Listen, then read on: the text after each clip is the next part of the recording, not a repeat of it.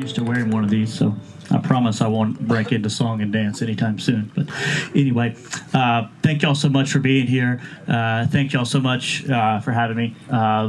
Jamie has been a very good friend of mine and a mentor during my time out on the PGA Tour over the last 4 years, and so it's truly an honor to be here. Hopefully, I can teach you a little bit something about how to practice, a little bit about the short game. It's something that I have an immense amount of passion for, and think there's a great need in the game of golf. Whether you're a 5-year-old just picking up the club for the first time, or whether you're a player that's at the highest level on the PGA Tour. So. A little bit about background and kind of where my ideas kind of get formulated and where I've gotten to now is I was a college coach for 14 years. I was fortunate enough to win back-to-back national championships and win the coach of the year, and we beat some great schools along that time. Oklahoma State in the finals one year, Georgia in the finals the other year, and we were a little Division II school competing in Division I golf. And so we had a $30,000 operating budget, and they had an operating budget of about $300,000. So it was pretty cool. I love the underdog role, so that's was pretty neat. But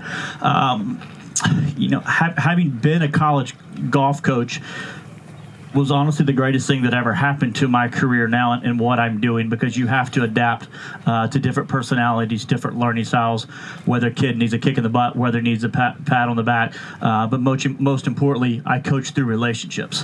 When I get players that approach me about wanting to work with them, if I can tell the learning style, the relationship is not there. It's honestly, it's not gonna work. It's not a business to me.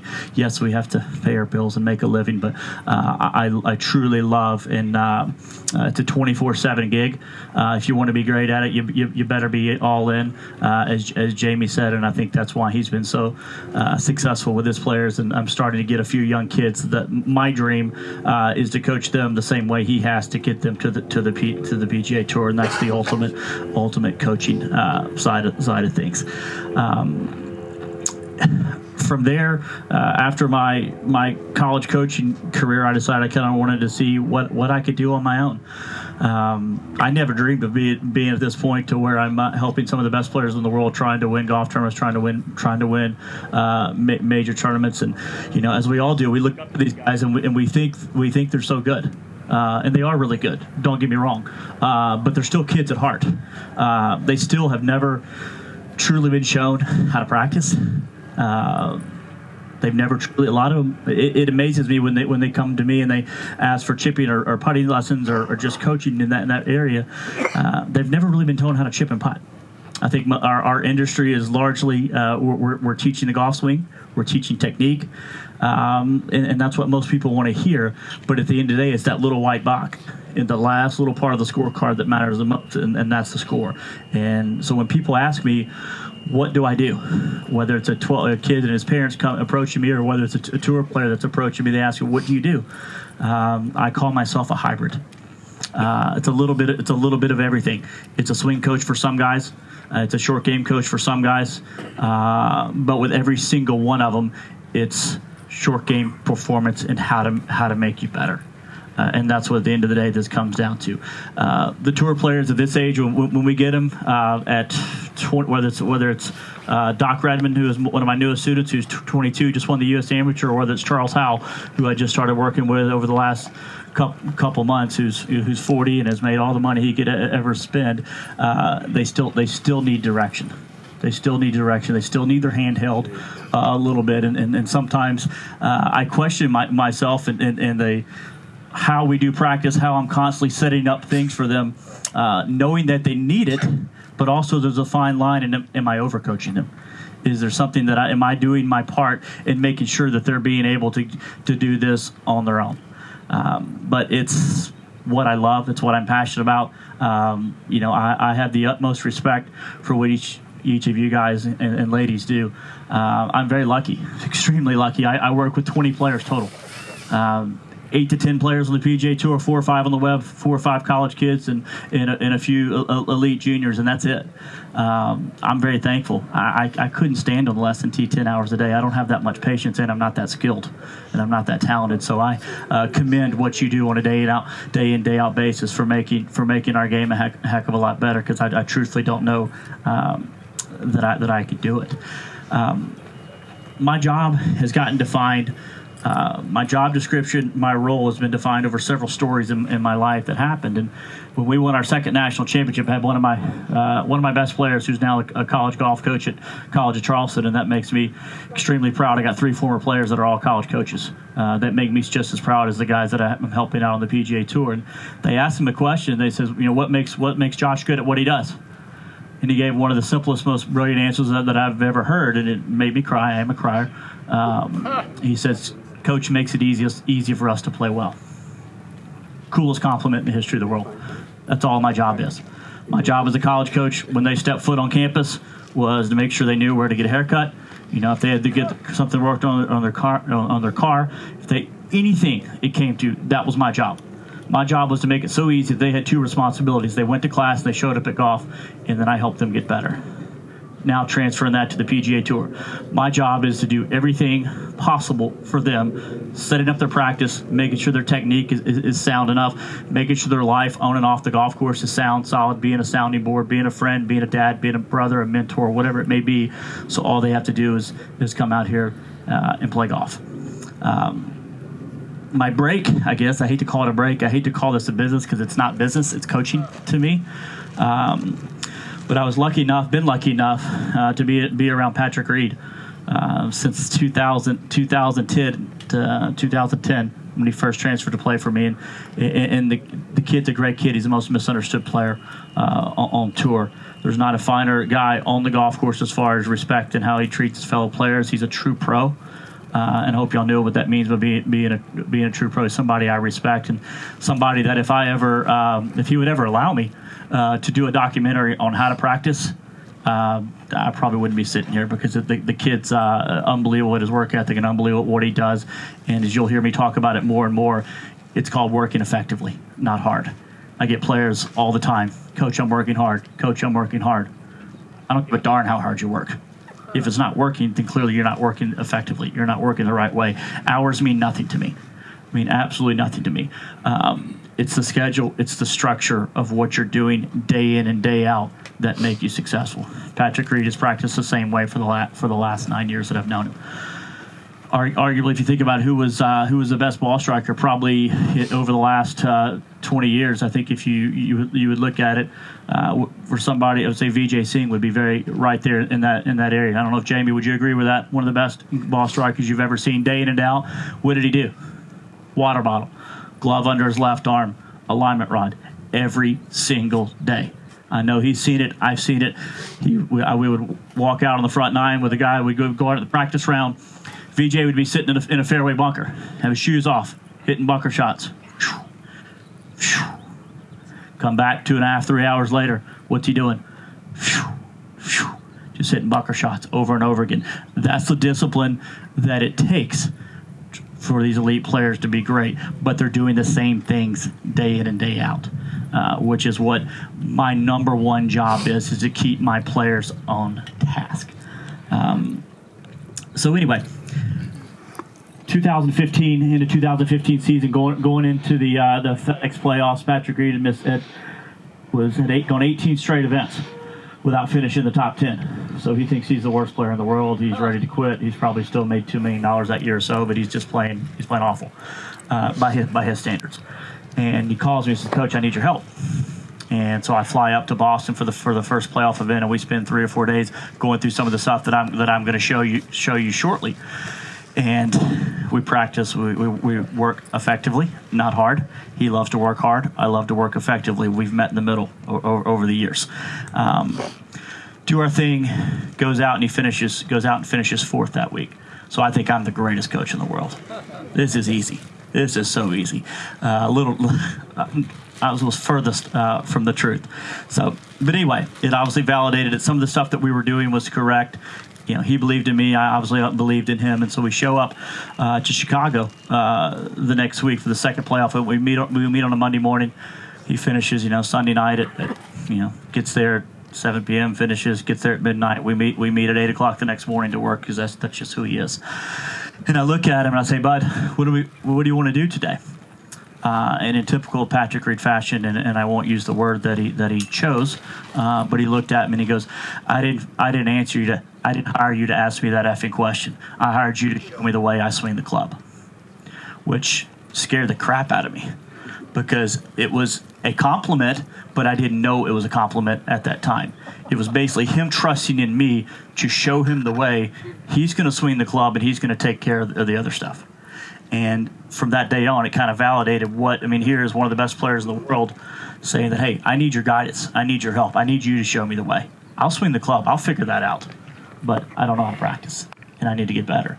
And went on that year to have his most consistent year on tour. He finished 16 top 10s in 30 events, 21 top 15s by doing nothing more than changing his practice and maybe 5 to 10% of technique in each area. So ever since then, he still uses the exact same plan that I gave him on day one for the last eight or 9 years. So sitting around in my time between being a college coach and coming out here and working, whether it's with the elite junior or elite PGA Tour players, I thought about, hey, what would I have done differently? Why was I never the player that I could have been? What could have made me a better college coach? Yes, I had a nice career, but what could I have done? What could I have done better? I was the type of player who tried to play professionally. I never had a golf lesson in my entire life.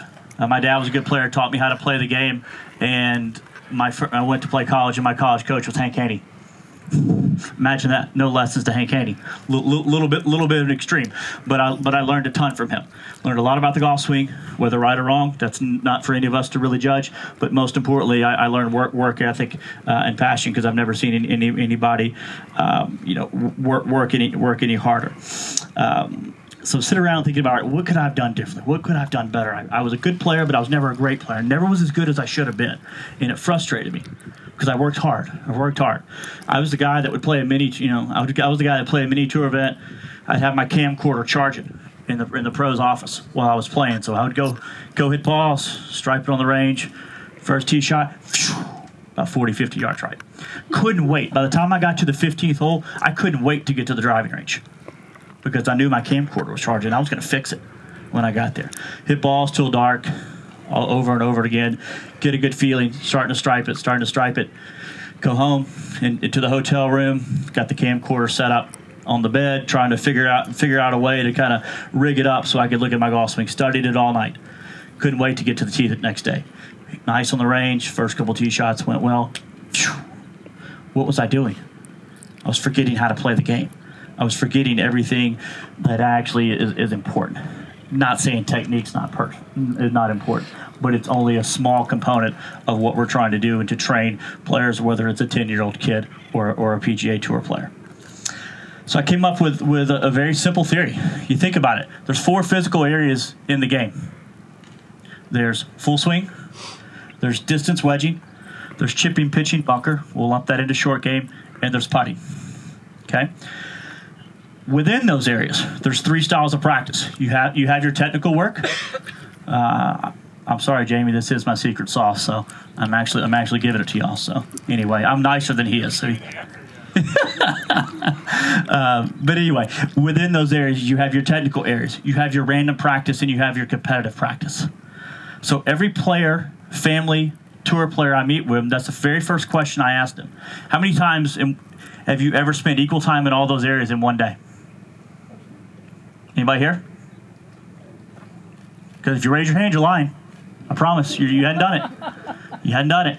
Nobody's ever been able to answer that question truthfully to me. Why not? Think about it. If I can cover all of those bases, if I've got a 4-hour practice session and we're going to divide our full swing, our short game, our putting, our distance wedging, and within that hour, we're going to break it into some form of technique, some form of random, and some form of competition. You've covered all your bases. What else you get to do? You leave that day with some feedback. You leave that day knowing that I've accomplished something. And some days you may get worse, but it's okay. It's okay to fail. because we fail in this game a lot more than we win. And you have to rest in that failure. You have to rest in it and let that motivate you for the next day. But I can promise you, and this is where I've seen the success in all the guys I've worked with, they get just a little bit better each day. We're not going to go, Jason Kokrak is not going to go from 160th in the world when we started working last year to number 1 in the world. But he went from 160th to 55th in the world just because we got a little bit better each week. And that's where, that's why I wish I would have been coached. I wish somebody would have pulled me aside and said, quit hitting range balls all day long, because it was only making me worse. Again, the quote I use over and over: let's work effectively, not hard. I want when guys to leave practice, I want them to leave mentally drained. I don't want them to be physically tired. As I tell them all, especially my young guys, they're 20, 23, 25, 26 years old, whatever they may be, you're hopefully going to be doing this for the next 20 years of your life. Spend 8-10 hours a day out there on the road every day grinding. You're going to be worn out. Jamie touched on it earlier, talking about rest. It's huge. It's huge. Part of my plan includes rest. Every one of my players has a practice plan on a daily basis. It changes what type of season, changes what we're working on, changes, candidly a little bit how they're playing as well and what we're leading up to. But they have a plan. It's a syllabus. It's something they follow each day that's on their phone or it's in their pocket or whatever it may be, that they know what they're doing each and every day. The greatest part about that is the practice is how many times you yourselves or your students go to the golf course, shoot 67 as a great player, and you go, well, what did I really accomplish? I shot 67. Well, that's great, but what did I really do today? Did I accomplish something out here? Did I get better in each of these physical areas? Was I implementing what I was doing on the golf course out here? That's where I think a lot of our players and a lot of our students, they turn the golf course into a driving range. I'm a big believer in being on the golf course. I watch my players play constantly. That's where I learn the most. But the golf course better have a purpose as well. Whether it's some of the games I do, whether it's making my guys play worst ball scramble, which I think is the greatest game you can play when it comes down to testing nerves and testing discipline and efficiency.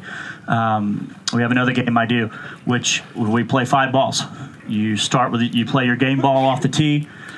We drop a ball between 80 and 130 yards for their wedges, and then we have drop 3 balls around the greens, 1 in the fairway, 1 in the rough, 1 in the bunker.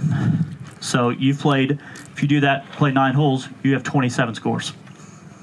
You're constantly competing. So the first time I ever did that with Patrick Reed, we did that, and he shot 5 under for those 9 holes. He shot 5 under on his own ball. He got 25 out of 27 up and down, and I think he was whatever the next. I can't do all the math. I think he was 4 or 5 under on his wedges. And he said, "What do we do next?" Go home.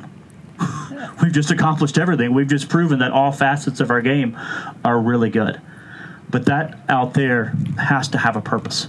Whether it's I'm going to go shoot the lowest score possible, whether I'm going to go play worst ball scramble, whether I'm going to go play irons only, whether I'm going to play my 5 ball game, whatever it may be. But too many of us allow our players, myself, we turn that into a driving range. I tell my players all the time, do as I say, definitely not as I do. Because I'm still in search of that perfect swing. Jamie still hadn't helped me enough, but we're working on that.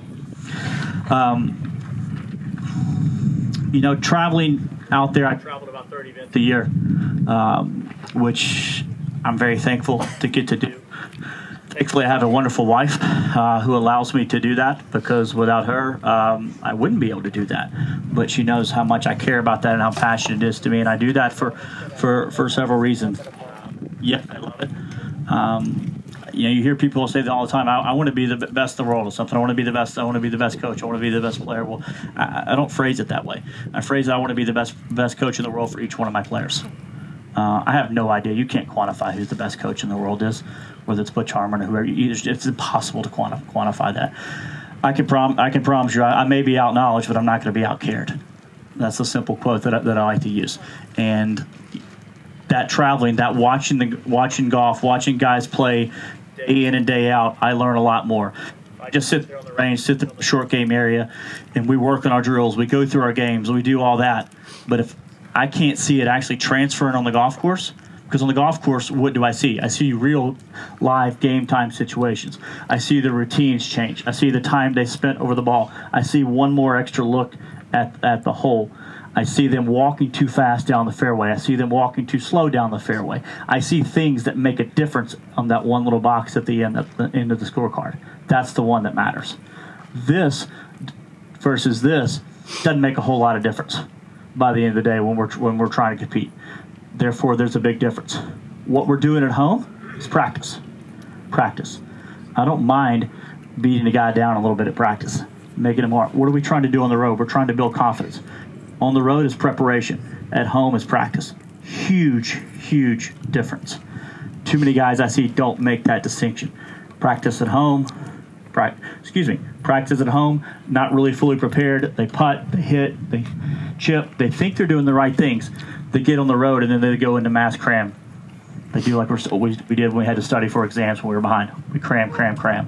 Well, we're gonna bust it at home, practice at home, so on the road we can prep, we can prepare. So we have time to rest. We're actually ready when we come to tee it up on Thursday. My whole goal in everything I do with my guys is that we break it down. It's very simple. It becomes, second nature. This is what I'm going to do each day when I practice. Same things are done every day. Yes, the games may change, the drills may change, but that's just to add a little bit of variety. But it stays within those boxes. So therefore, they're prepared. We make practice as hard as we possibly can. I call it organized chaos. Balls are thrown everywhere. Get it up and down, figure it out. Well, we'll start with a little technique, but after that, technique's not helping you really get it up and down off that downhill lie to a short-sided flag. That's guts, that's feel, that's repetitions in practice, that's trying, that's understanding what we're doing. How many times, I have the standard line about my 9-year-old little boy, James, just starting to play golf. Kind of scares me a little bit. I don't want to coach him. I want to let somebody else coach him. Maybe some way down the road, I will coach him. But I have this standard thing. So my 9-year-old is just starting to learn the game. If I give him 5 balls right here to hit to this hole, what will he do? Any question? Anybody got an answer for that one? What will he do if he hits the same 5 putts over and over? Get bored. What's that? Get bored. Get bored. Yes, partly. And? He'll go all over. It's a reaction. After you hit that first putt, every putt after that is a simple reaction. That putt means nothing anymore. He could figure that out. But I can promise you, if I set him right here with 3 balls, putt to that hole, putt to that hole, putt to that hole, he's got no chance whatsoever. He doesn't have the ability to adapt just yet. Tour players, elite players have the ability to adapt. So in everything I'm doing, the only thing that your time the same shot is ever hit twice is in the technical phase. Whether it's working on something in your putting stroke, whether it's something in your chipping, or whether it's something in your full swing. That's the only time you're ever hitting the same shot twice. After that, it better be random, it better be competitive, and you better be switching, constantly change your environment each time. Because when we get out there, even the 14 tee shots that we have are all going to have a different angle, a different look, a different club, a different wind, whatever. So how are we going to, so what we do, hitting to the same target on the range, hitting the same putt on the putting green, hitting the same chip over and over again.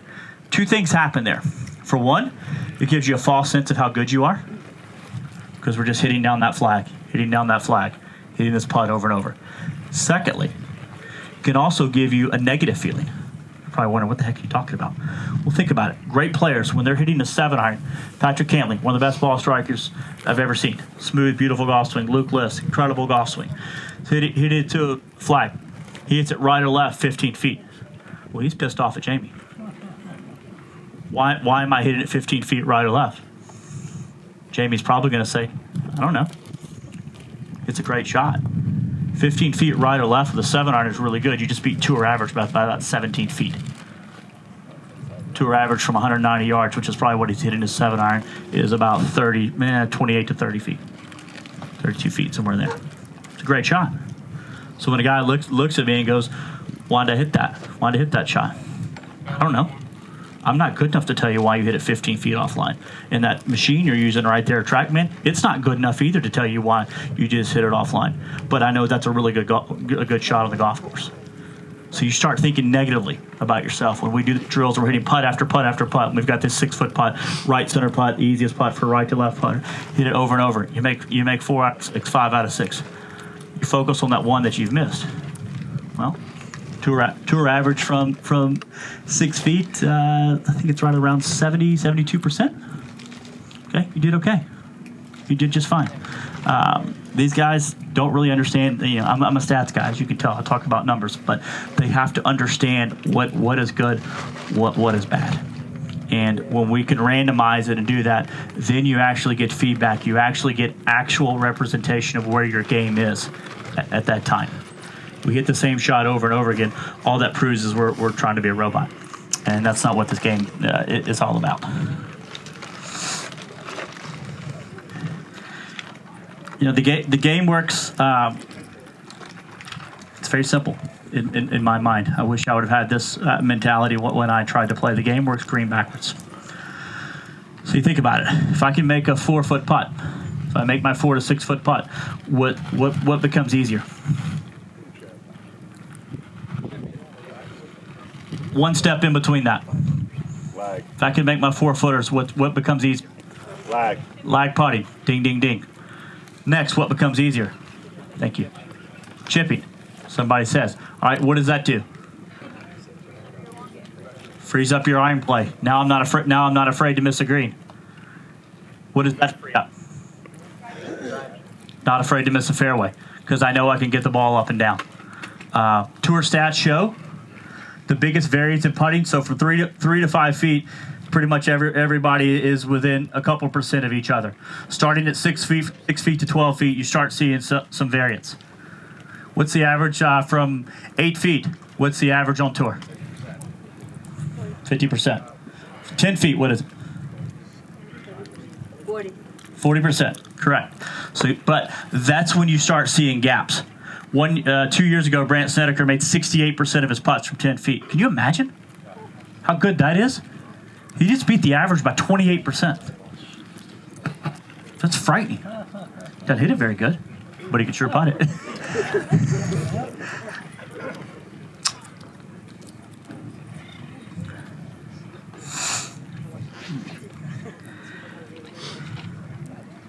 So to tell you a few other kind of quick stories about some of my guys and what's shaped some of my beliefs and some things from them that I, have validated what I've done, but it would also made me a better coach in some of the mistakes that I've made. So I've worked with Adam Long, PGA Tour winner last year. I don't know if I remember when he beat Phil Mickelson out in the desert. Hit one of the greatest shots I've ever seen in my life. Ball's about a foot below his feet. His path is super inside, shallow. I'm begging like crazy for this not to be a heel flip hook over in the water. We drop, we make 6, and move on and finish 5th. Thankfully, he somehow hit one of the best golf shots I've ever seen to 15 feet, makes the putt, and win. So my first 2 years coaching him, he was on the web.com, now the Corn Ferry Tour. So I really only saw him when he came to Dallas, or when I maybe went out to an occasional web event. So this past year was an incredible learning experience for him. I spent 30 weeks with him. Well, me, wanting to fix things, wanting to be perfect, wanting to make him the best player that I possibly could, I tried way too hard. Way too hard. Wasn't what he needed. Wasn't what our relationship was before. As Jamie said, sometimes you got to shut up. Well, I have a hard time doing that sometimes because I care and I want to help too much. But I had to learn that less was more. So he goes out, wins, doesn't have a great rest of the year, but hey, anytime you win the PGA Tour, it's a successful year. So we sat down. He comes to Dallas this year, right before Greenbrier. We sit down for a week, practice, and I said, all right, here's the deal. We're going to talk in each of those 4 areas of the game. We're going to have one thought, and one thought only, technical thought that is, and that's all we're allowed to talk about for the entire year until proven otherwise. And so far, it's paid off. He's had a great start to the year. He's been more consistent, and honestly, our relationship is a lot better and a lot cleaner, and we understand what's going on each time that we show up at an event. Sometimes as coach, Amy told me this. I've heard Butch Harmon tell me this back as college coaches. You got to know when to say something. You got to know when to shut up. And it's hard because we want to fix. We want to fix. We want to fix. Sometimes that student's going to figure it out. My job as a coach, is to be able to explain it in 8 to 10 different ways until they can find their own. I can't tell them their feel. In pitching, if I'm trying to get their club face more open, well, they've got to figure that out on their own. I can tell them, hey, bud, your toe down at shut. This is what's going to happen when the toe is down and shut. I can't make them rotate it more open. They've got to feel that. But I've got to be able to explain it 5, 6, 10 different ways until they can figure it out. Jason Kokrak, one of my favorite stories, favorite accomplishments of last year. That he had never finished, I believe, better than like 65th on the FedEx Cup going to last year, and wound up finishing 13th on the FedEx Cup. Made about $3 million. Was in every major this year, every WGC, and it's a pretty cool story. He's a bad chipper. Was ranked just outside the top 200 in strokes gained around the green, about 180th in strokes gained putting. Well, he hits it so good, he doesn't have to be great. Everybody's different. Patrick Reed, better chip and putt well. His ball striking stats aren't that awesome. Jason Kokrak just had to be average. Just has to be average to be great. So what did we focus on all year? Getting a little bit better technique, getting the basic up and downs, up and down. I don't care if he gets a flop shot up and down over a bunker. I don't care about that. Make bogey and move on. But he's got to get the basic chip shots. He had to get the basic bunker shots. We had to learn to two-putt from 40 feet, not giving away shots. So the reason he had success last year, and he would say the same thing, we changed 15 to 20%, maybe technically, in what we did. 80, 85% was me holding him accountable. We did the same drills, same games, same thoughts every single Monday, Tuesday, and Wednesday before and after the rounds all year long. That's all that really changed. We didn't reinvent the wheel. I'm sure not that smart. He's not that smart to figure it out either. We just had a simple plan for each and every day, and we got better. Going into this year, finishes the year on 5 straight top 20s, finished 13th at the FedEx Cup. Incredible year. Goes to Greenbrier. First event of the year is negative 3.3 strokes gained putting the first day. I get a text from him. This is the way tour players think. As we know, it's always our fault. Hadn't touched a club in 2 or 3 weeks. Been sitting home on the couch, drinking a lot of red wine. Hadn't done anything, but had not prepared. Goes to the first event, negative 3.3 the first round. So obviously, it's my fault, of course. And he says, we got to change our drills. This isn't working. Thought about it for a second, and I said, all right, I hear you, bud. I said, there's a better way of saying that. You could actually say, hey, coach, you got any new drills for me? You got some new stuff we could do? I mean, that's my job. As Jamie said about Patrick, when Patrick compliments him on, he says, he takes care of my golf swing. I said, bud, you remember those drills we were doing? They worked pretty good for you last year. You had your best year ever. You made $3 million. You finished 13th. So we're not going to change things just after one day. One day is not a pattern. 2 months, 3 months, 6 months. That might be a pattern of doing things. We're not changing after one day. We're not going to react. I reacted after one day. That's why I was never the player that I should have been. I see too many guys react after one day. That's not a pattern. That's a bad day. It's easy to want to change. Easy to want to go around in circles. Easy to want to do this. That's the easy thing. The hard thing is to stick with it. The hard thing is to say, all right, I shot, whatever. If I shot 76 today, but you know what? I know my stuff's working. I know it's working. So hopefully he'll get back on track here and listen a little more. Got one of the coolest honors I've ever had as a coach from a working with a player standpoint recently. Charles Howell III, who I've been friends with for a while, recently asked me for help, and I was flattered. He's a true pro. This guy's a gentleman. He gets it. I look up to him. I mean, most of my guys I coach, if they start having a little success, I could probably tell them that sky's black, and they might believe me. You're not going to fool Charles Howell. This guy's got one of the best golf swings. He's technically as sound as anybody I've ever seen. But he called me and said, "Hey, will you come to Alworth and spend a day with me? Because I see what you do. I've been watching what you do for the last couple of years. I see you make guys better. I see you as a guy that truly has a passion for short game and practice and just overall development and performance. And you're not just out there with the TrackMan and technique and position, and you watch guys play golf." He said, "I feel like I need some of that." So I went back and looked at all of his stats. And he had one of his best years on tour last year. He finished somewhere around 20th, 21st, I believe, in the FedEx Cup. Didn't play well at the end of the year, but had a great year. He won at Sea Island and did a lot of good things. So I'm looking at his stats, and honestly, they're all really good. There was one glaring stat, and I'll get to that in a second. He was out from strokes gained from 125 yards to 170 yards on tour. He was outside the top 125, which baffles me because he's one of the best ball strikers on tour. And you look at all his other stats, and they're great. Driving, everything. Well, I know where this is going. I'm curious if he knows where it's going. So we get down there, we sit in the cart. The very first question I ask him was every other stat's pretty much the top 50. It's really good. Even his chipping and putting stats, which is what I know he wants help with. And I sit down and said, Charles, why do you want to hire me? Your stats look pretty good, man. He goes, well, stats are very misleading, which I think they are. Strokes gained on tour is very misleading because that 6-footer that breaks 2 feet counts as the same one as a 6-footer that's a right center putt uphill. So that's where they're very, very misleading. But I said, what do you need? Your stats look pretty good. You look like you're on the right track. He says, and he was very smart. He goes, Josh, I'm 40 years old. I've made $40 million on the tour. I've won 3 times. I've underachieved.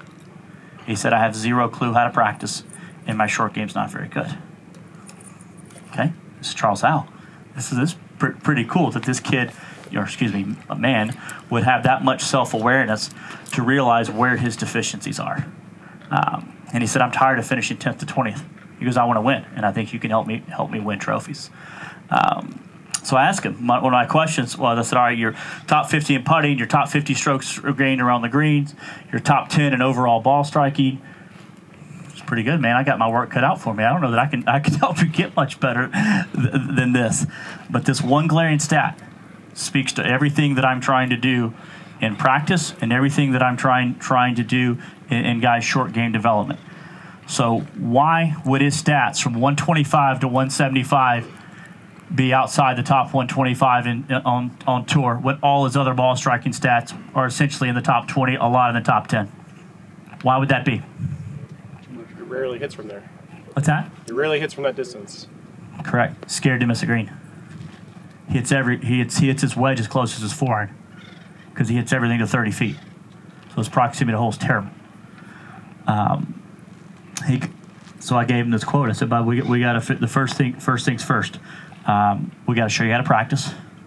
We got to get your short game technique better, so you have more shots, so it's more sound. We got to get you out of your comfort zone. You got to be comfortable being uncomfortable." I said, "You're going to have to be willing to shoot 74 to shoot 64. You're going to have to be willing to miss 3 more cuts a year to win golf tournaments, to win majors." He goes, "I like that." I was scared to death because I'm thinking, God, he might slap me. He might think I'm the biggest idiot in the world because this guy is the model of consistency. Human ATM. A lot of people say he's underachieved. I disagree. He's overachieved. Pretty good achievements when you have a very unsound short game. You're afraid to hit a wedge at a flag because I know I can 2-putt it from 30 feet, but if I short side it, I'm making bogey. So we're working on that. We'll see. We'll see where that goes. It's exciting, but it's something that the point of it being is that whether it's a 6-year-old, 5-year-old kid, or whether it's one of the truest pros out there of all time that realizes, hey, I need to practice better. I need my short game to get better. It's the only way, because he doesn't have a chance unless he flushes it. So that's I'm very blessed, very fortunate in what I get to do. I'm addicted to making guys better, as my wife can attest to. I watch every single shot, whether it's on the road or whether it's on my phone, 24/7. I absolutely love it. Stayed up all night this week and wherever they were, Korea this week. But it's something that I think us as coaches, teachers, we're all coaches at heart, right? We call ourselves teachers, we call ourselves instructors, but we're all coaches at heart. And I think we're doing ourselves a disservice if we truly don't start teaching our young players, whatever level they may be, how to practice, the value of this. Hey, look, I'm just as guilty of it sometimes. A player will come to me and say, hey, let's go to the range, let's balls, and we'll work on something. And my nature as a coach, teacher, whatever you want to call it, wants to fix it. I know that's not the reason they shot 73 that day. This is where it starts, which frees up everything out there. it's I think if you can leave, we're gonna after I kind of finish up here, I'm going to talk about a little bit of my beliefs and how to practice, do some short game with a couple of guys here and show you things. But if you can leave kind of with one thing, and it's very simple: 4 physical areas of the game. There's 3 styles of practice. Make it fun, make it competitive. Think about when you were a kid. I guarantee you, almost all of us were our best putters and chippers when we were a kid. I didn't even know what the word bounce meant. Most of us were trained with a 54-degree wedge. Now we've got 60 and 64-degree wedges. We've got different grinds for different courses. And yes, all that's important. Don't get me wrong. But throw balls around the green when you're on the range. Other than what you're working on in your technique, every shot should be hit to a different flag. You should be changing clubs each time. You should be aiming the left side of the range, right side of the range. When you finish up, you should be doing drills, games. All right, I've got to hit 3 balls in that 20-yard fairway. I've got to hit 3 7-irons within a 15 feet. Something to test yourself. Something that's fun, that drives you, that doesn't just become repetition. Any questions? Talking a lot up here. Yes, sir. Do you think that Charles Howell is maybe afraid of sticking him with his wedges? Because there's expectations for the keep up, and he's afraid of sticking him with his wedges. I hadn't thought about that way. Yeah, it's because he actually does make quite a few 20 to 30 footers, so expectations are there. I think 99% of it honestly is he's just afraid to short side it, because you get on the tour and the flags are anywhere from 3 to 5 paces from the edge of the green, and they usually roll off into some swell, and he knows he can 2-putt from here to here, but all of a sudden he misses it over there short side. It spins off the green. He's bringing in bogey. So I think that's most of it. And so what we're doing in combining with his swing coach and Dana Dahlquist, who's great coach and somebody that I'm looking forward to spending some time around, is so what we're adding to his practice, and that's part of my role, is how to get him, and how do I get all of my players. I call them trust drills. A lot of times we stand on the range and we've got to simulate the course, and so we'll if he's working on getting his path more into out or hitting up on it, which is what they're working on. Actually, we're going to try to start balls out of bounds, try to start balls down the right out of bounds, start them over trees, start them over houses, start them over the water, learn to draw it back. To me, that's how I love to coach. Let's hit shots to fix technique, not technique just to hit shots. Does everybody follow me there? Absolutely. Positions don't produce shots. Let your mind work. Hit shots. I can promise you, if I stuck everybody here, put this flag right here, and you normally hit 20-yard slices, and I tell you to hit it around that tree from a square stance, aim it right. What would you do? You'd figure it out. But I darn sure promise you wouldn't be thinking, I've got a shallow, my path's got to be 8 degrees to the right with my face 4 degrees closed in relation. I don't even know what that means, but I know how to hook it. And I know how to fade it. And that's what we would be thinking about. We would think about how to get it around that tree. Let's simplify it, take it back to a kid, do stuff that's fun, involve your students. It's fun. It's fun as a coach. It's fun as a teacher. That to me is way more fun than figuring out technique. Follow up. So technical practice, random practice, what's the competitive practice? I'm going to show you here in a little bit, but there's just games that we would do, whether it's makes drills on the green, whether it's footage games, chipping, whether it's wedge competition. That's something we won't really demonstrate today, but it's something that I don't think guys work nearly enough on, is distance wedging, especially as far as the ball's going now. The way I train my guys with distance wedging is we're going to rep it out in 3 different ways. We're going to start with block practice. Start from like 60 to 130, 80 to 130. We're going to rep out each yardage in either 5 or 10 yard increments. Once we get to 80, 90, 100, we're going to start using 2, maybe even 3 clubs to go that route, because what I want them to do is once they step on the golf course, I want them to choose the club that's going to help them to get it the closest, not the one they feel most comfortable with. So what do we normally do? We always defer down to the 60. We defer to the 56 to hit it hard. I want us to have 2 or 3 different clubs that we feel like, hey, I'm choosing the one that I'm going to get it the closest with, not the one that I feel most comfortable with. There's a huge difference in that. Anybody else? Yes. These drills that you're going to show, obviously you work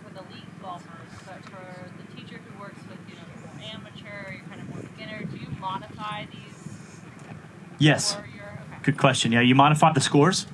You know, in the games where we may have a 25 ball game where we're hitting balls from 4, 6, 8, 10, and 12 feet around the hole, tour average would say if you're 25, you're supposed to make 13 of those. I'm going to modify it the best I can. You know, whether it's with a junior or an average player, it may be 8, it may be 9, it may be whatever. So yeah, it has to be definitely has to be modified because we want to challenge them, but we don't want to frustrate them too much. But that's what's great. These can be done at all levels, and I really think you're going to get a lot more out of lessons doing it, having a little bit more fun with it. Anybody else? Let's get to work on some things. Get more fun. Do some demonstrations, do some shots, and I'll kind of show you a little bit in each area in chipping, pitching, bunker, kind of what I believe are certain foundations. You know, I'm not a method teacher by any stretch. One of the coolest things that happened to me this year as a coach is, so for the first 4 or 5 guys I worked with, they were all drawers of the ball off the tee. So I try to match up the best I can in my teaching of short game, matching up their ball flight with their short game patterns. I think that is extremely important. We all grew up with. Granted, the technology was different, the equipment were different. We all grew up open stance, outside. You know, take the club outside, cut across it. You know, which is way more of a cutter's pattern as a drawer's pattern. So obviously, my bias leads way too more to a Patrick Reed style, who I've grown up around, and he's probably the best chipper in the world, if not one of the top 3 chippers in the world. But he's very draw. He's very hinge to unhinge, which would be a very shallow. You know, what are we trying to do in chipping? We're trying to be shallow. Hinge to unhinge is one way of being shallow. Sam Ryder this year, who I started working with, he's a pure cutter of the golf ball. He cuts every shot anywhere from 8 to 15 yards. Well, that's not a very cutter's feeling.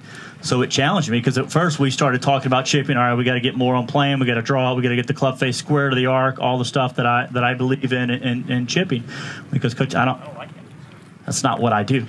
I'm a chest guy. I'm a chest rotator. So I had to think about, all right, if we're going to get shallow, how are we going to get that club in and out of the turf? Well, I had to expand, just play around with it on my own.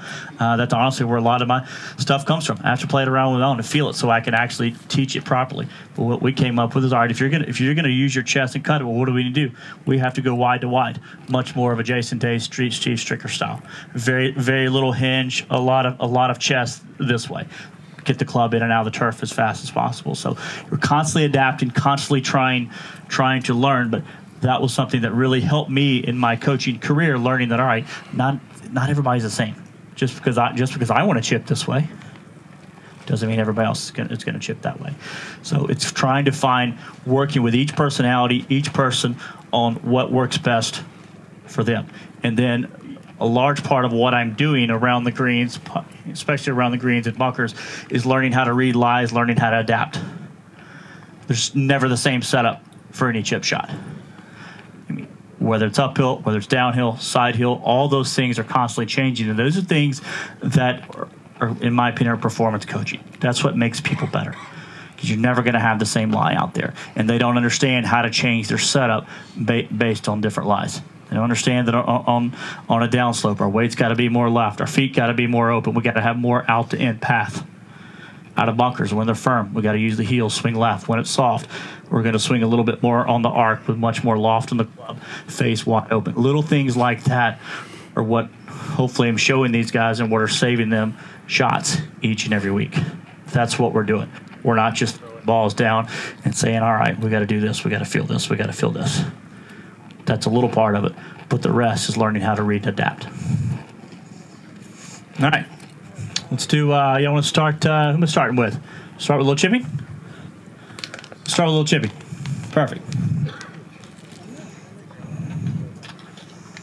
And feel free, as I'm going here, going through this, to kind of ask some questions.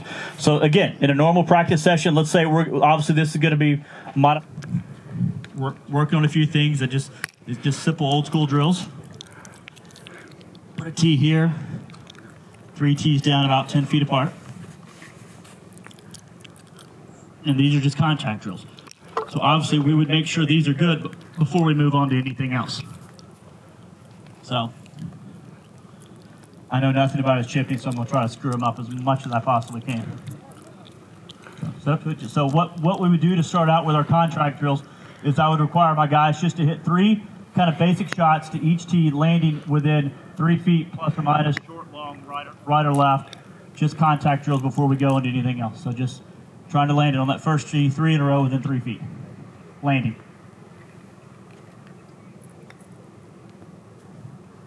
And you're also going to get different types of players. So I've got some players that I may put the tees further apart because they don't see landing areas.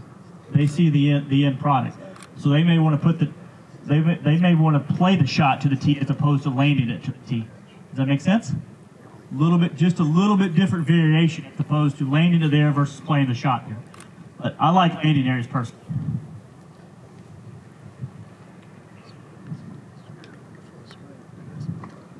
Good.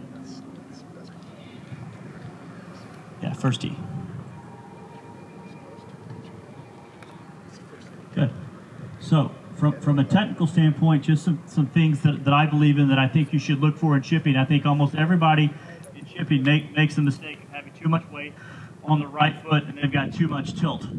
Right shoulder's lower than your left. And obviously, as a right-hander, your right shoulder is going to be lower than your left because your right hand's below your left. I understand that. But you see too many people that set up this way. Well, so now we're already in a position to where we're either going to have to lean the shaft or the club's going to bottom out behind us. Because watch what I do. When I make a pivot and my knees go this way, what happens to my right shoulder? Drops. Where's my bottoming out point go? Behind me. We're trying to draw a straight line here in chipping, a straight line here in the bunker, to we're bottoming out at the same point each time. So that's why I love to see a little more 60-40 setup with even just a little bit of tilt in your upper body, that if we drew a straight line down the center of your hat, through center of your stomach, down to the ball, it would almost pretty much be a straight line. So you can see in his setup just a little bit, he's got a little bit of his trail shoulders a little bit low. God, I think you use trail shoulder in a sentence. Can't believe I said that. His back shoulder, excuse me. Getting very scientific here. Weight left, stack. Right. So, and what you also have to understand, just like in teaching the full swing, ball position is related to tilt. So now that I'm asking him to tilt a little bit more this way and feel 60-40, we're going to kick the ball position a little bit more forward to match it up. Guys who are tilted this way can have the ball position further back. A little more stack and tilt, look to it, 60-40. I call it chipping downhill, where they constantly feel like we're moving this way. So move the ball up just a little bit. There we go. Good. Notice a little bit more check, a little bit cleaner contact. So what we're essentially trying to look for in these shots is low launch, high spin. I don't like shots that go this way too much, they come off knuckleballs. So we're looking for a little bit of clean contact, low launch, high spin. So it's stack 60-40, chest over it, ball touch forward. Good. All right, so let's just assume for time purposes that we've knocked out all 3 of those teeth. We've got 3 to the first, 3 to the second, 3 to the third. So now how we would switch it up is we would go low, medium, and high to each tee. Just so you're working on all your stock shots. Essentially, that's all you really need in pitching. You need a low kind of running draw shot, a medium spinner, and a high softer. So all I'm doing here in setup, we're not changing anything. The motion is the same. All we're doing is changing the club face. Our setup is still 60-40. We're going from low, square, open up a little more to medium, open it up more to high. We're not doing anything different. Again, these are basic traditional shots. Yes, specialty shots, we're going to change a little bit. For the most part, set up the same. 60-40, tilt a little left, just change the club face for height.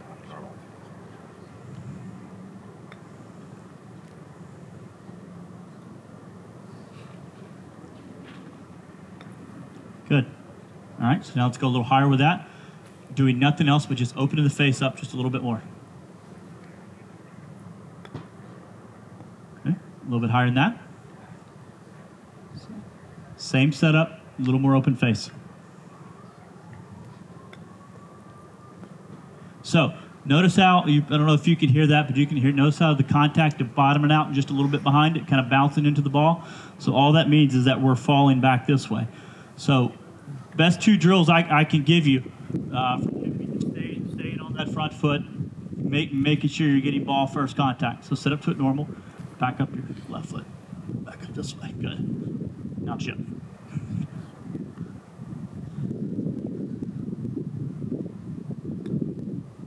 Notice the contact is a little bit cleaner. Getting ball turf at the same time. That's how we're creating spin. What this drill also does is keeps you from stalling out your pivot. So when you drop your right foot back, that keeps the chest rotating, which is going to create that low ball kind of high spin shot that we're looking for consistently. All right, let's go to the high one real fast. Let's go a little bit higher and softer.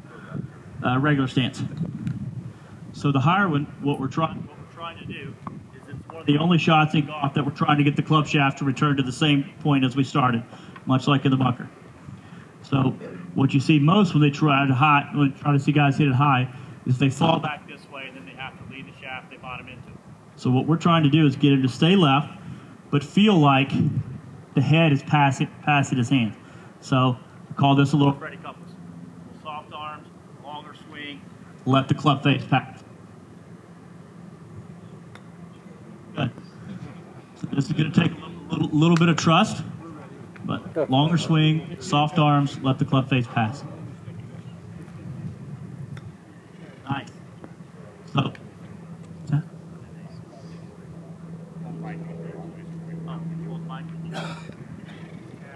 anybody here? No. Hello.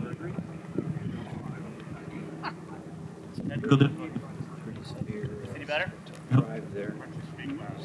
Speak loud. All right, I can talk loud. Okay. Oh, there we go. Work for a second anyway.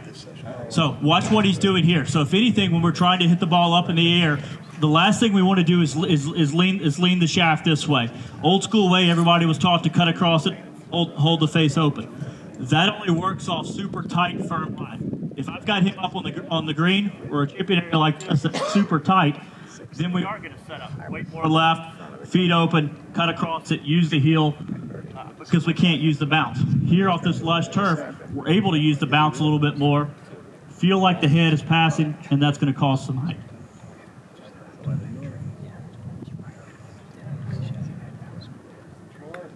Nice. Good. Okay. So now let's say we've repped out our technique. We feel good. We feel good with all of our shots. Low, medium, and high.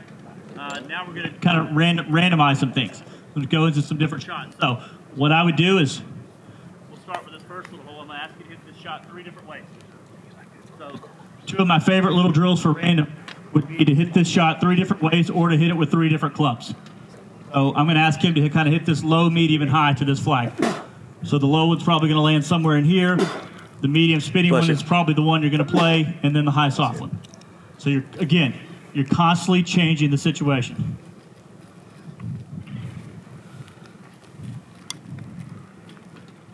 We might need to work on that one.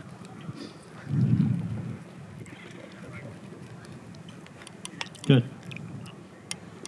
All right, so the medium, all we're doing, same setup, a little different, more open club face. Beauty. Okay, a little higher, a little more open face, softer hands at the ball. Let the club face pass. Nice. Okay. So then we may move over a little bit, constantly moving.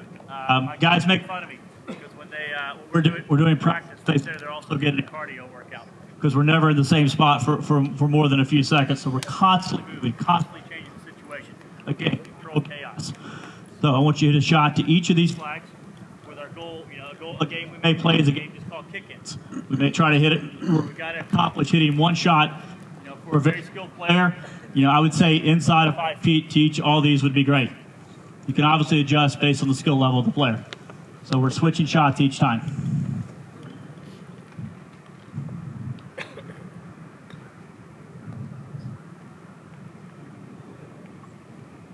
Shot. Very good.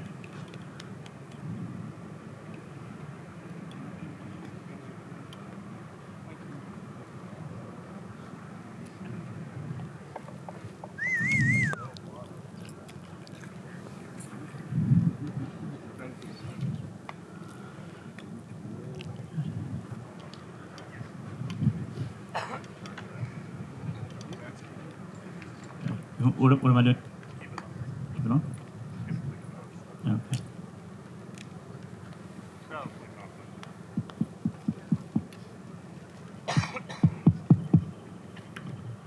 This work? Hello? okay. All right. Now, after we would kind of go through some of our drills that are that way. You don't hear me? Yeah, it's good. Sorry. So after we would kind of go through our drills of hitting different shots, we'd work our way around our green where we're constantly switching up. We would do some form of footage game. So we would play maybe 18 holes, and I would break it into six easy shots, 6 medium shots, and 6 hard shots. For a tour player, I would set a goal of having an average total footage of 90 feet, averaging 5 feet a shot. So therefore, we're mixing up each shot, and we're having an overall goal.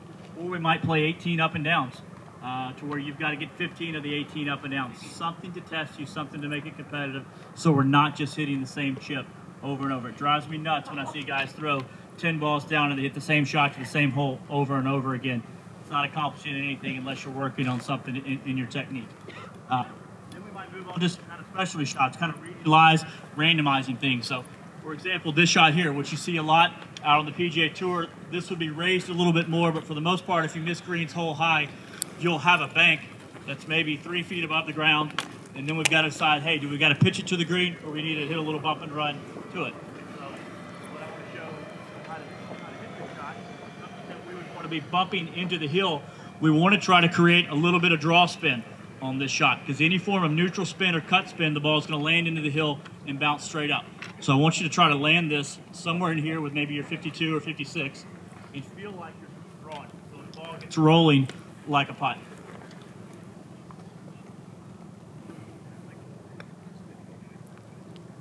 Good.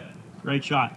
What you see most of the time is people hit this with too much neutral path or even cut spin. The ball lands, bounces straight up in the air, doesn't go anywhere, never gets to the green. All right. So now let's go.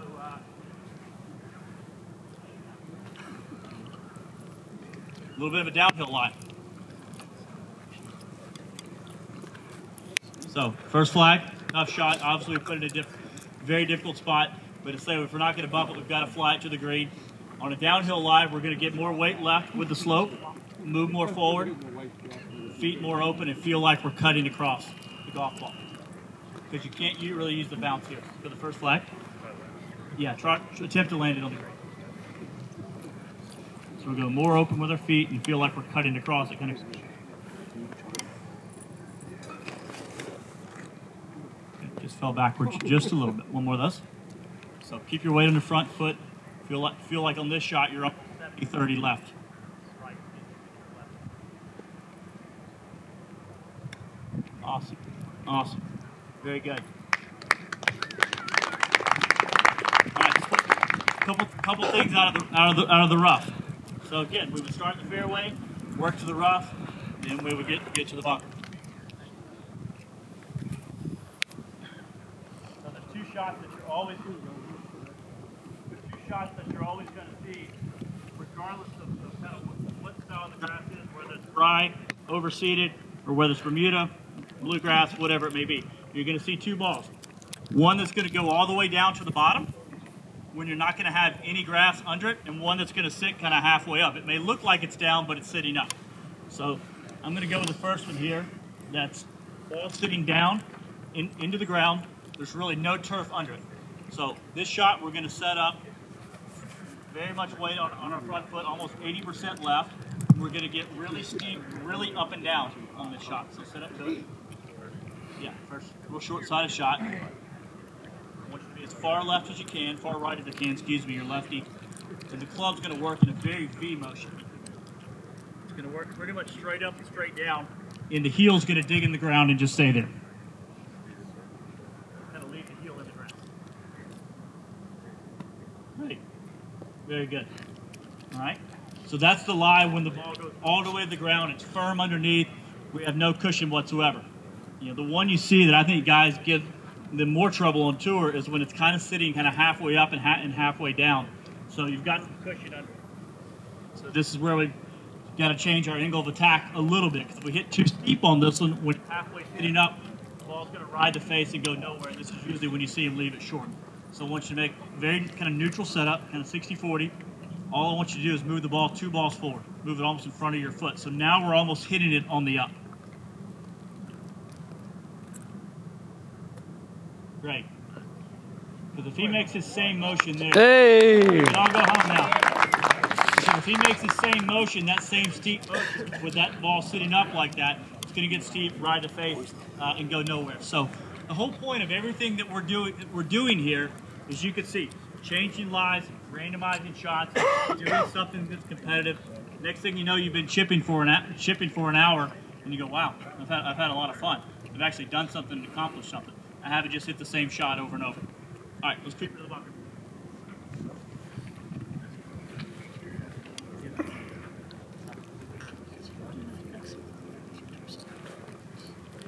So, in the bunker, again, a lot of this is about reading lies, about reading the slopes and where you are. How's this bunker? Pretty soft, firm? Pretty soft. All right. So the more soft you see bunkers, we got to have the face even more open, because if the face is remotely square, it's going to dig. So with soft bunkers, the face has got to be as wide open as it possibly can. So show me what you would normally do.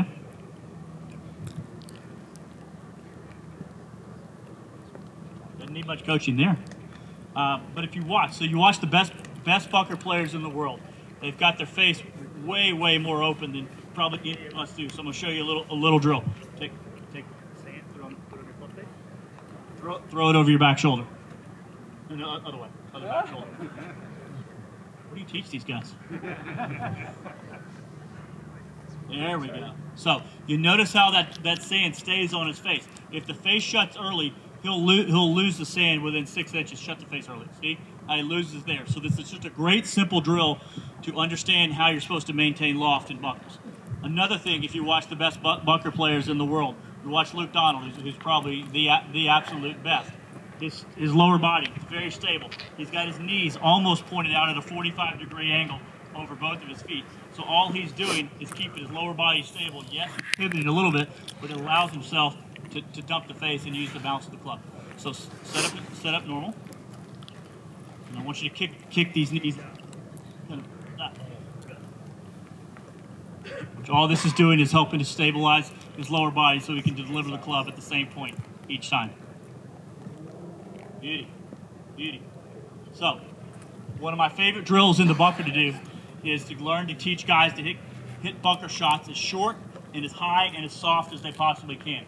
So what I'll usually end every practice session out of the bunker with every one of my players is to hit 3 in a row that land in between the edge of the bunker and the front of the green. Just because I firmly believe if we can hit this shot, we can adapt to almost any other shot. So let me see it. So super short side of it, all we're going to do, open the face more, lower the hands a little bit. Close. Best part about that one, you get to try it again.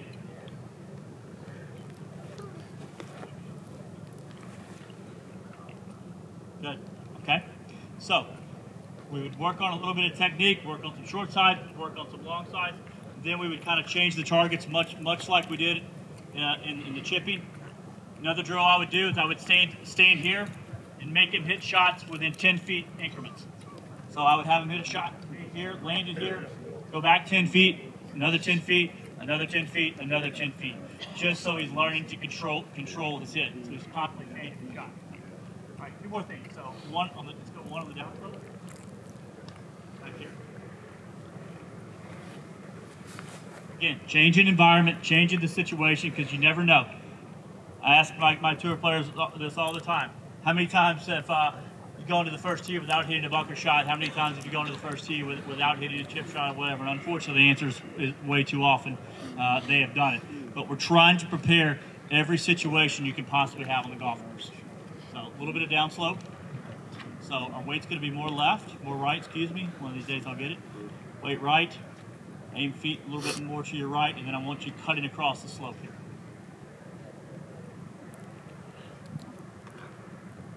Awesome. Great shot. Okay? Opposite. Upslope. So, in this situation, you would either probably use your second wedge, which would be a 54, but if you're going to use your 60, because it's on the upslope, worst thing we could do is have the leading edge dig. So we want the face as wide open as we possibly can on this. Tilt your shoulders with the slope and then swing up the slope. Awesome. Very, very good. Good stuff. Thank you so much. Now,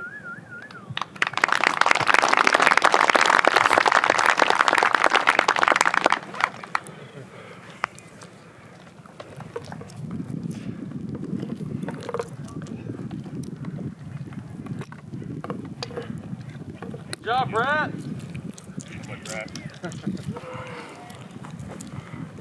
If anybody wants to be around tonight after Brett has 4 Bud Lights and listen about his bunker game, feel free to take my place. Just 4?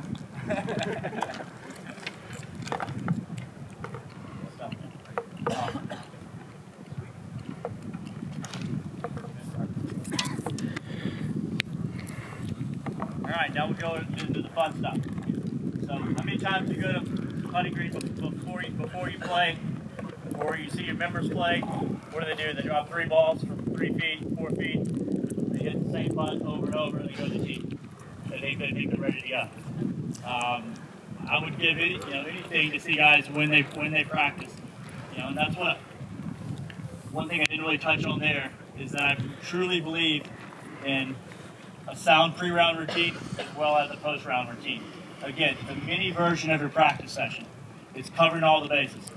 Starting in your putting. There's about 4 ways we're going to practice. We're going to start with our stroke station.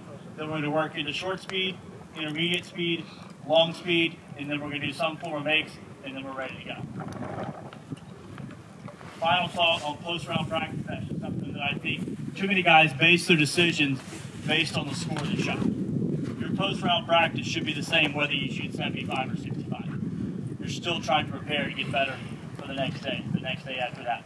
What do? We go out to the golf course, we shoot 72, we hit 14 greens, 11 fairways, and we had 34 putts. What are we going to do? We go spend 2 hours on the putting green. What happens if we don't hit it very good the next day?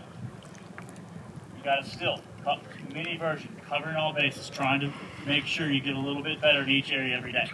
So, you got the ball? 3 is good.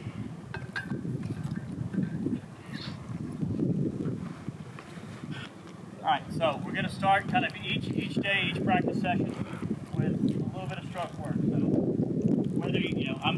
whether you use a practice aid, whether it's the Pels Tutor, whether it's an arc, whether it's an eyeline mirror, whatever it may be, or just a good old-fashioned alignment rod, or tees, whatever. Is it right here? Okay. So I would believe in some form of kind of alignment aid, or practice aid to be able to use it. We're going to start with 3 different stations from about 4 or 5 feet. Our only goal here, simplify our stroke, make sure our technique is good, but you notice we're only putting for 4 or 5 feet because I want to see the ball go in the hole. We're trying to build confidence at this stage as well. You do your stroke work from 8 or 10 feet, you're not going to make many. You're just not going to make that many. Now, there's drills and games we'll do for that, but when you're doing your stroke work, we're trying to build confidence. We're trying to see the ball go in the hole. So what I also see the mistake that too many people do is they only do their technical stroke work on straight putts. I want to train straight, and then I want to train right to left, and then I want to train left to right. So, go ahead. So we would just be starting here basically just training a stroke. Hopefully that putt's somewhat straight, maybe a little right to left.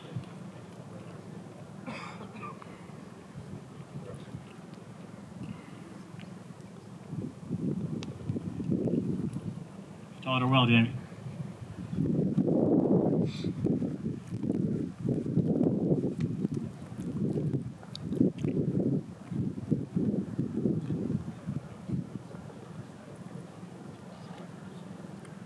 So this would be the time that if you see anything, whether it's set up, whether it's stroke related, that we would be working on this.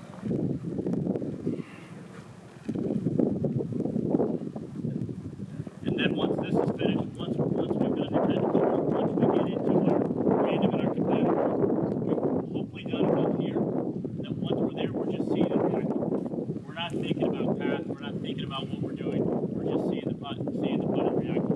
So let's say we've gone through straight, right to left, and left to right. So then we would go into what I call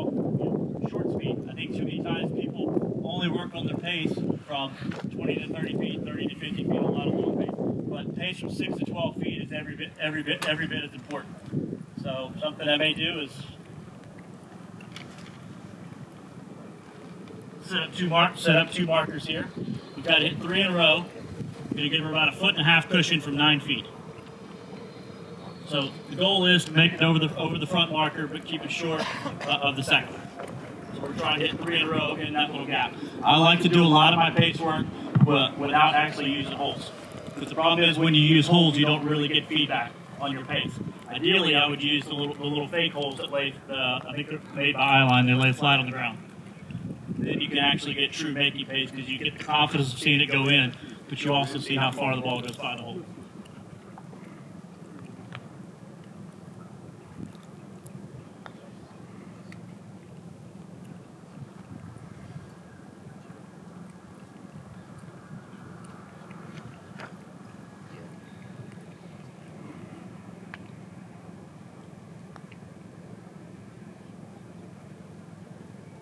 So, although those didn't necessarily qualify, I like those first two a lot better. I tell my players this all the time. To ask them, what is your make percentage from 3 and 4 feet? 98, 99%, somewhere in there. Why are we afraid to run it 3 feet by the hole? Think about that. Make percentage is that good. What are you worried about the next? Great putters don't worry about the next one, I can promise you that.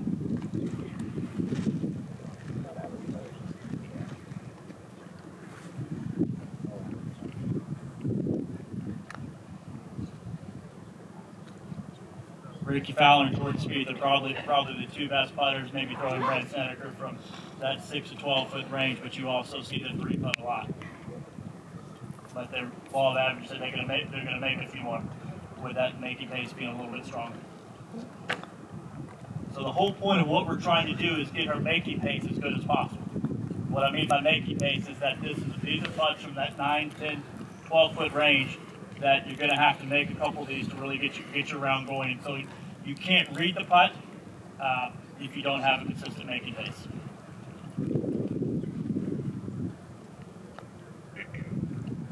Good. And so then what we would do, if we had time for me, we would move it around all 4 spots. So we would go uphill, downhill, right to left, left to right. So you're constantly varying up. So another way we can do this, switch up a little bit, make it a little bit longer. We're going to go 3 feet in between each putt. Maybe start at 12 feet, 15 feet, 18 feet. So therefore you're mixing it up, you're changing the hit each time. So we're making it even more random.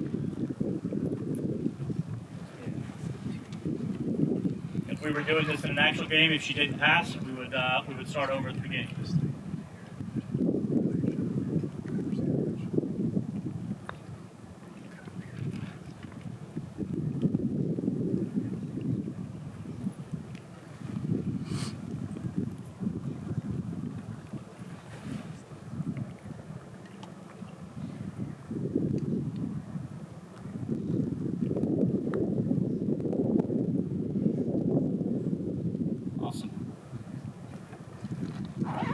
This can be done from anywhere from 20 to 30 feet. We can even do it from 30 to 40 feet. I'll show you one more of my favorite speed games here in just a second. Obviously, the coins get further apart the further you go. So from 30 feet, we probably have them 3 feet apart. All right, we're going to pretend that one was good. She gets one bonus. So now I'm going to place 2 tees at 10 feet apart. We're going to go back to 30 feet.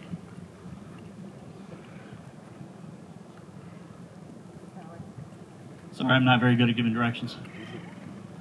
So our game, simple game called leapfrog. So we're trying to get the first putt as close to this, but past it as we can.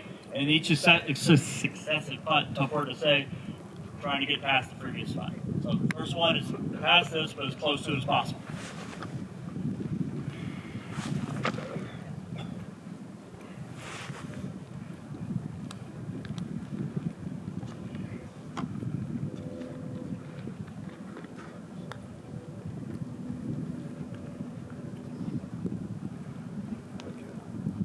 So you would be doing this with 5 balls. We've only got 3, but you've got 10 feet apart, 5 balls.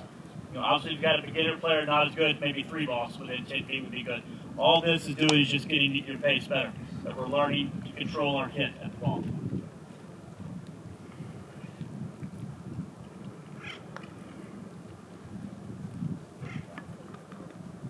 Perfect.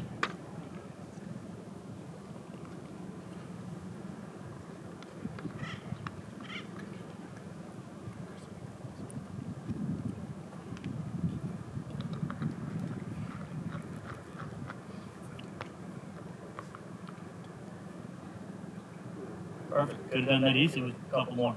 So, now that we've done our stroke work, we've done our pace work, then we're going to do some form of makes game. So this is going to end our day with a little bit of confidence. Obviously, I've talked about the stats showing that 6 to 12 feet are the most, is what separates, bad players, bad putters, good putters to elite putters. So what you see all the time around the greens, you see really good players. They'll drop balls around the hole like this. Well, there's a lot to be said for this, because this is at least randomizing it to a certain extent. We're at least changing our reads every single time. But I want to take this one step further. So I have a simple game. It's called a 25-ball game. We're replacing 5 balls around the hole, using 5 different holes. One at 4 feet, one at 6 feet, one at 8 feet, one at 10 feet, one at 12 feet. Tour player, they're trying to make 13 or more. But the reason I'm doing that is not only we're changing the read, but we're changing the hit each time as well. So we're randomizing it even further. But we're not just going up the ladder, 4, 6, 8, 10, 12. 4 feet, this spot would be 8 feet, that would be 12 feet, 6 feet, 10 feet. So you're constantly kind of randomizing the whole time. Also, when you do this, and sometimes it's not, the course doesn't have enough holes and maybe too many people on the green, try to switch holes every single time. Again, the more random, the better. So we're not just putting in a circle around the same hole.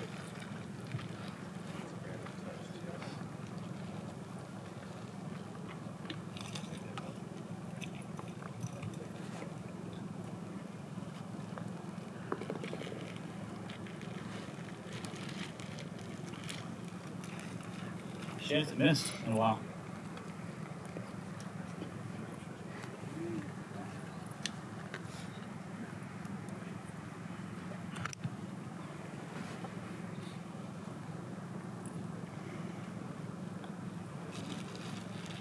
Got it. Jinx. Now it says Jinx right there.